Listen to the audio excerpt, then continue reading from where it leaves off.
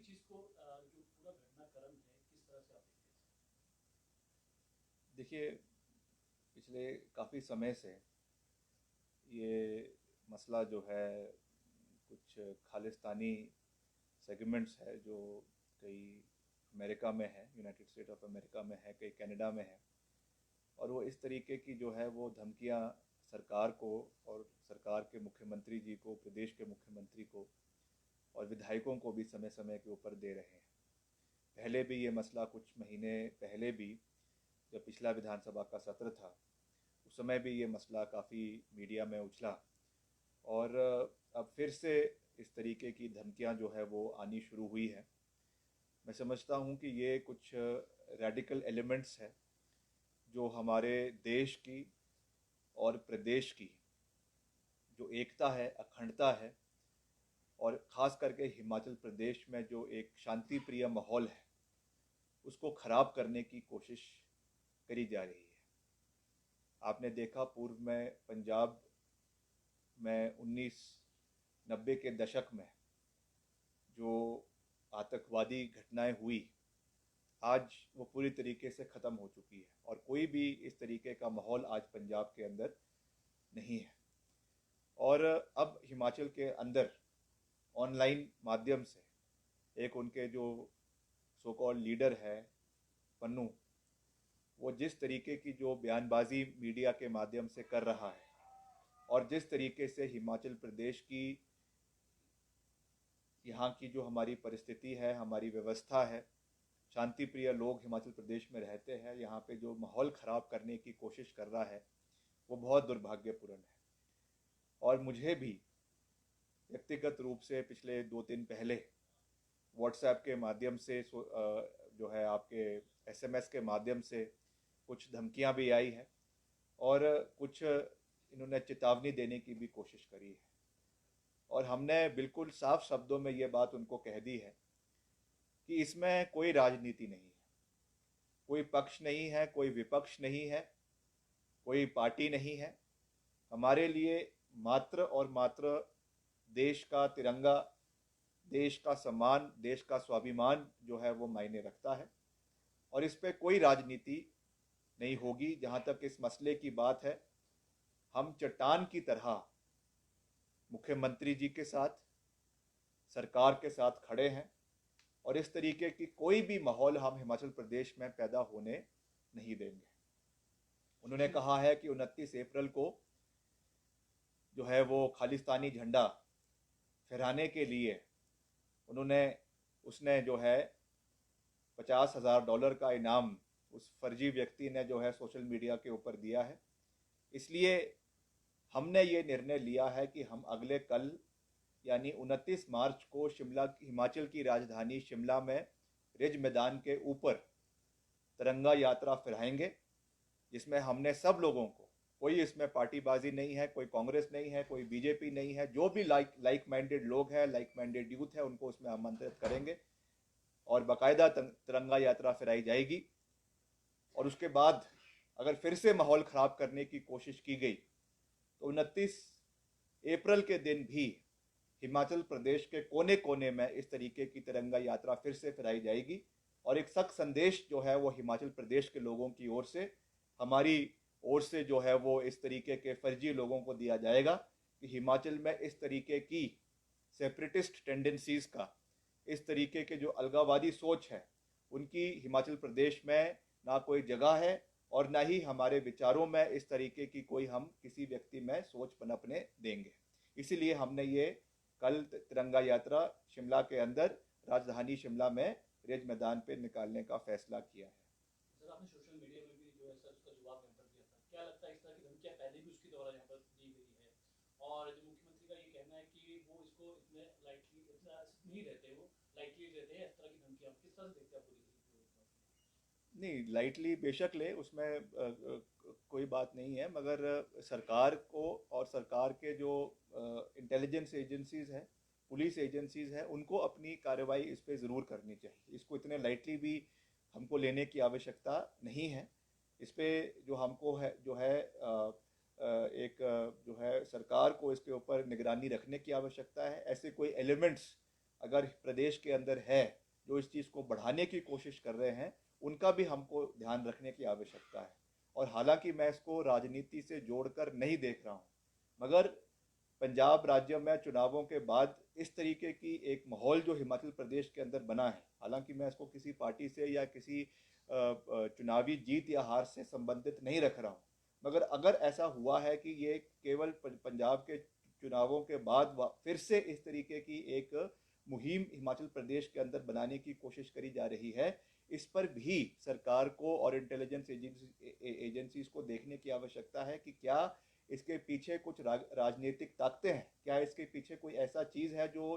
प्रदेश के शांति प्रिय माहौल को खराब करने की कोशिश कर रहा है और हमको जो है इस तरीके से बांटने का जो प्रयास प्रदेश के अंदर किया जा रहा है। जैसा मैंने कहा कि ये दलगत राजनीति से ऊपर की बात है, पर अगर ऐसा कुछ है, अगर हो, मैं नहीं कहूँगा कि है, मगर सरकार को हर पहलू के ऊपर जो है वो बड़े गंभीरता पूर्वक जांच करने की आवश्यकता है। ऐसा पहली बार हुआ है जिस तरह की धमकी मिली है। पिछले साल की अगर हम बात करें तकरीबन 3 बार इस तरह की जो थ्रेट्स है वो मिले, लेकिन सरकार की तरफ से ये स्पष्ट नहीं किया गया कि क्या कार्रवाई उन्होंने आगे करी है कि किसी को सबके बारे में, क्या इस तरह की कोई भी चीज़ें स्पष्ट नहीं थी। इस बार एक और जो धमकी यहाँ पर आती है, इसको लेकर क्या कहना सर आपका? नहीं, मैंने कहा कि it should not be taken lightly at all. मुख्यमंत्री जी ने व्यक्तिगत रूप से कहा होगा कि मैं इसको लाइटली लेता हूँ, मगर प्रशासन को, पुलिस एजेंसीज को इसको लाइटली नहीं लेना चाहिए। इस तरीके की अगर कोई भी थ्रेटनिंग मैसेजेस केवल मुख्यमंत्री को ही नहीं, सभी विधायकों को आ रहे हैं, मेरे साथ साथ कई और विधायकों को भी, चाहे भाजपा के हैं चाहे कांग्रेस के हैं, उनको आए हैं, तो कहीं ना कहीं एक मुहिम चल रही है। और जिस तरीके से ये हमारे देश की अखंडता को चैलेंज कर रहे हैं, हमारे तिरंगे झंडे को चैलेंज कर रहे हैं, ये बहुत दुर्भाग्यपूर्ण है। और इस पर मैं नहीं कह रहा हूँ, फिर से मैं इस चीज़ को दोहरा रहा हूँ कि ये राजनीति का विषय नहीं है, मगर इसको बहुत सेंसिटिव मैटर है और इसको सरकार को गंभीरता से लेना चाहिए। और कोई भी ऐसा व्यक्ति,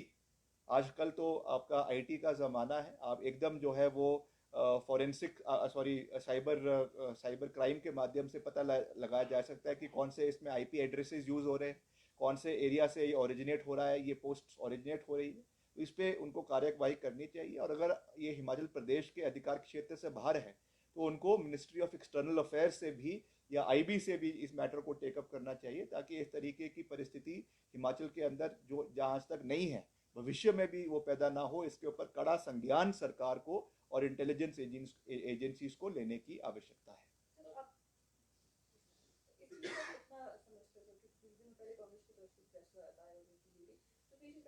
इलेक्शन आते हैं उस वक्त की जो तरह की जो एक्टिविटीज है, आतंकवादी जो गतिविधियां वो क्यों शुरू हो जाती हैं? कहीं जो एक्चुअल जो मुद्दे हैं उससे भटकाने का जो प्रयास है तो नहीं किया, इसको लेकर आपका क्या कहना है? देखिए, इस पर्टिकुलर मुद्दे के ऊपर तो मैं नहीं कह सकता हूँ कि ये राजनीति से प्रेरित है या नहीं है, मुझे नहीं पता। जैसा मैंने कहा कि वो इंटेलिजेंस एजेंसीज जब उसके ऊपर तफ्तीश करेगी तब इसका दूध का दूध और पानी का पानी होगा। मगर कई ऐसे इंस्टेंसेस देश के अंदर ज़रूर है कि जब नेशनलिज्म को इस तरीके से पेश करने का प्रयास किया जाता है, राष्ट्रवाद को इस तरीके से पेश करने का प्रयास किया जाता है कि वो केवल एक पार्टी का ठेका है। ये बात से हम भाजपा के साथ इत्तेफाक नहीं रखते हैं, चाहे वो पुलवामा अटैक्स की बात हो, सर्जिकल स्ट्राइक्स की बात हो। अभी हाल ही में आपने देखा जब उपचुनाव हिमाचल प्रदेश के अंदर हो रहे थे, उस समय जो भाजपा के प्रत्याशी आपके मंडी संसदीय क्षेत्र से थे, ब्रिगेडियर साहब, उन्होंने, उनकी पार्टी ने और उन्होंने किस तरीके से कारगिल का राजनीतिकरण करने का प्रयास किया। इस तरीके से ये दर्शाया गया क्योंकि वो कारगिल हीरो थे इसलिए आप उन्हें वोट दें। ये तर्क जो है वो राजनीति में ठीक नहीं है। जैसा मैंने कहा कि ये वाला मसला उनसे अलग है, क्योंकि इसमें कुछ ऐसी ताकतें हैं जो देश के बाहर है, मगर इसको तब भी हर एंगल से, जैसे मैं फिर से उस बात को दोहरा रहा हूँ कि इसको हर एंगल से तफ्तीश होनी चाहिए। और अगर ये हिमाचल प्रदेश के डोमेन में नहीं है, हिमाचल प्रदेश पुलिस के डोमेन में नहीं है, तो they should take it up, as I earlier said, with the ministry of external affairs, with the IB के साथ इसको टेकअप करना चाहिए। और जो इंटरनेशनल इन्वेस्टिगेशन एजेंसीज है, इंटरपोल है, उसके साथ भी इसको टेकअप करना चाहिए, ताकि जो गंभीरता हिमाचल प्रदेश के अंदर इसको हमारे माहौल को ख़राब करने की कोशिश करी जा रही है वो भविष्य में ना हो। सर, दूसरा बात करते हैं, 24वीं वर्ष है और इस साल चुनाव होने वाले हैं। तीसरा विकल्प भी आ चुका है, आम आदमी पार्टी। पर सर, हम आपसे ये जानना चाहेंगे, आप एक युवा नेता है और आपकी ही पार्टी के युवा कुछ जो है आम आदमी पार्टी ज्वाइन करें, चाहे आपके पूर्व अध्यक्ष जो यूथ कांग्रेस के मनीष ठाकुर यहाँ पे ज्वाइन किया है, क्या लगता है? उनका ये भी कहना है क्योंकि अनदेखी उनकी जो है पार्टी के अंदर यहाँ पर की गई है, परिवारवाद को जो है बढ़ावा वहाँ पर दिया जाता है, इस तरह का उनका कहना है। अब वो लोग किस तरह देखिए, जिस व्यक्ति ने जाना है, चाहे जो भी है, उन्होंने जाने के बाद जो है वो एक्सक्यूजेज निकालने हैं कि हम हमारा ये नहीं हुआ, हमारा वो नहीं हुआ। जिस व्यक्ति की आप बात कर रहे हैं, उनको पार्टी के प्रदेश के अंदर सबसे बड़े पदों से नवाजा गया। खुद जब मैं युवा कांग्रेस का अध्यक्ष था, मुझे हटाकर जो है वो उनको प्रदेश युवा कांग्रेस का अध्यक्ष बनाया गया। राष्ट्रीय स्तर पे उन्हें राष्ट्रीय युवा कांग्रेस का महासचिव बनाया गया। केवल टिकट की लालसा से कोई व्यक्ति अगर पार्टी को छोड़ना चाहता है तो वो उस व्यक्ति का एक निजी मामला है, उस पर मैं टिप्पणी नहीं करना चाहता। और जहाँ तक हिमाचल प्रदेश की बात है, मैं आपको ये बात दावे के साथ कह सकता हूँ कि और राज्यों की परिस्थिति अलग हो सकती है, पंजाब की परिस्थिति अलग हो सकती है, मगर हिमाचल में हमेशा कांग्रेस और भाजपा के बीच ही जो है वो चुनाव की प्रक्रिया रही है और कांग्रेस ही एकमात्र विकल्प जो है वो भाजपा का है। हम मजबूती के साथ यहाँ पर कार्य कर रहे हैं। पिछले 4 साल में हमने कांग्रेस पार्टी ने ज़मीन स्तर पे जो है वो मजबूती के साथ सरकार की कमियों को उठाया है, विधानसभा के अंदर उठाया है और एक सकारात्मक तरीके से हम आगे भी, चाहे वो म्यूनसिपल कॉरपोरेशन के चुनाव है, पीछे जो 4 चुनाव हुए जिसमें हमने विजय हासिल करी, चाहे भविष्य का हमारा अभी जो विधानसभा का चुनाव आना है, उसमें हम पूरी मजबूती के साथ उतरेंगे। और आज वही लोग, चाहे भाजपा के हैं चाहे कांग्रेस के हैं, वो तीसरे विकल्प को ढूंढ रहे हैं, तलाश रहे हैं, जो हारे हुए हैं, पिटे हुए हैं, जिनको जनता ने समय समय पर जो है नकारा हुआ है, जो मेन स्ट्रीमलाइन पार्टीज में जिनको जगह नहीं मिल रही है, आज वो उस पार्टी का दामन थाम रहे हैं। लोग वही है, चेहरे वही है, मानसिकता वही है, मगर केवल उन्होंने अपनी पार्टी बदल दी है और हिमाचल प्रदेश की जनता इस चीज़ को भली भांति जानते हैं। आज उनके पास तीसरे विकल्प में कोई भी ऐसा चेहरा हिमाचल प्रदेश के अंदर नहीं है जो हिमाचल प्रदेश में एक तीसरे विकल्प के रूप में हिमाचल के लोगों को रिप्रेजेंट कर सकता है। सारे जो है चंडू खाने के लोग हैं, जिनकी जो है पंचायत की चुनावों की लड़ने की हैसियत नहीं है, इसीलिए वो इस दल में जाकर जो है अपनी भड़ास निकालने का प्रयास कर रहे हैं। उनको हमारी शुभकामनाएं।